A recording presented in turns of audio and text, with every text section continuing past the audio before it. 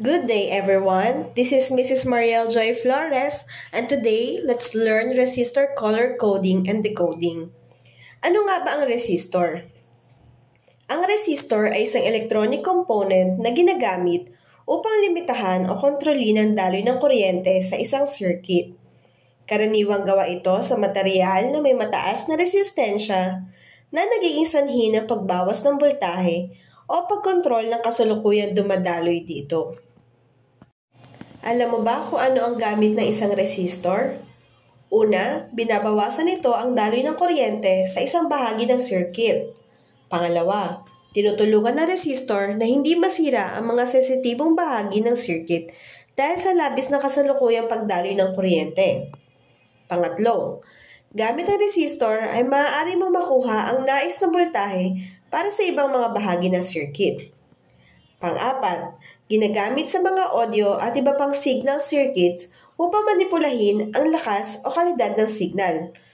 At pang-lima, nagsisilbing heater ito dahil ito ay naglalabas ng init habang pinapagana. Ang halaga ng resistensya ng isang resistor ay sinusukat sa unit na ohms at karaniwang natutukoy ang halaga sa pamamagitan ng color coding o marking sa resistor mismo.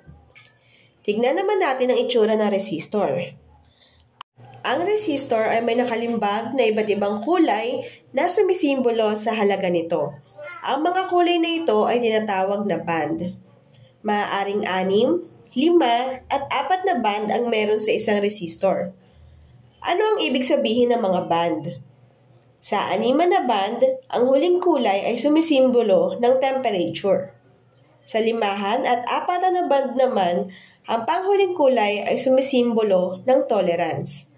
Ang tolerance ay nagpapakita ng minimum at maximum na kakayahan ng isang resistor. Katabi ng tolerance ay ang kulay para sa multiplier. Multiplier nagsasabi kung ilang zero meron ang isang resistor. At ang huli ay ang band 1, 2, and 3. Ito naman ang digit na tinatawag.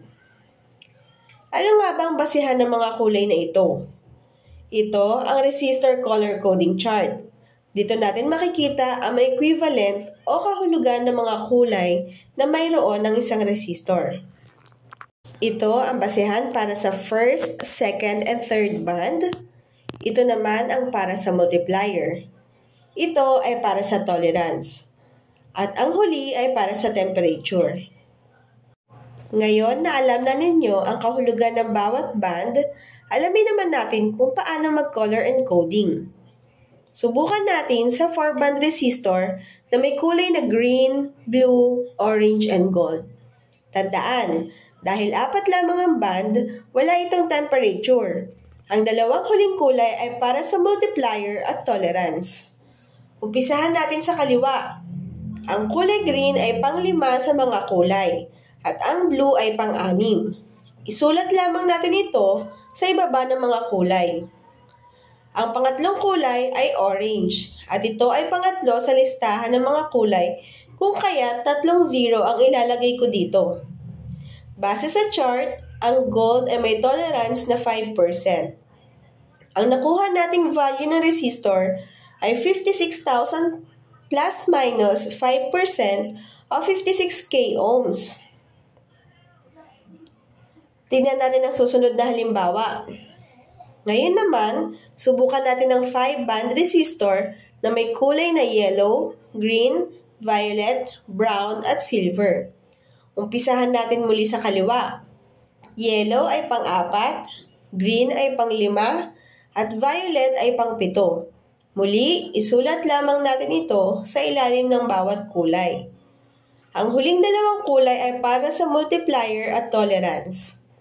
Brown ang kulay ng multiplier at ito ay pang-una sa listahan. Kung kaya't, 1 zero lamang ang ating idadagdag. Ang huling kulay ay silver na may tolerance na 10%. Ang nakuha nating value ng resistor ay 4,570 plus minus 10% o 4,570 ohms. Tignan naman natin ang pangatlong halimbawa.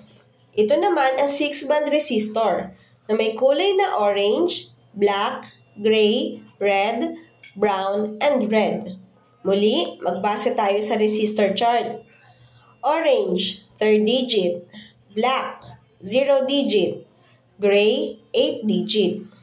Ang huling tatlong kulay ay para sa multiplier, tolerance, at temperature. Ang multiplier ay kulay pula at ito ay pangalawa sa listahan, kung kaya't 2 0 ang ilalagay ko. 1% ang tolerance ng color brown. Red naman ang temperature at may value na 50 ppm. Ang nakuha nating value na resistor ay 30,800 plus minus 1% o 30,800 ohms. Ngayon na marunong ka na mag-encode, decoding naman ang gagawin natin. Mula sa halaga ay papalitan naman natin ito ng kulay. Tignan natin itong unang halimbawa. Ang halaga ng resistor na ito ay 752k ohms or 752,000 ohms plus minus 5% with 10 ppm temperature. Umpisahan natin muli sa kaliwa patungong kanan. Ang pangpitong kulay ay violet, panglima ay green, at pangalawa ay pula. Dahil ito ay may 3 0, basehan natin ang pangatlo sa listahan ng kulay at ito ay orange. Ang kulay na may tolerance na 5% ay gold at 10 ppm na temperature ay blue. Ang nakuha nating color coding ng resistor ay violet, green, red, orange, gold, and blue. Sana ay natutunan ninyo kung ano at paano magbasa ng isang resistor. Salamat sa pakikinig!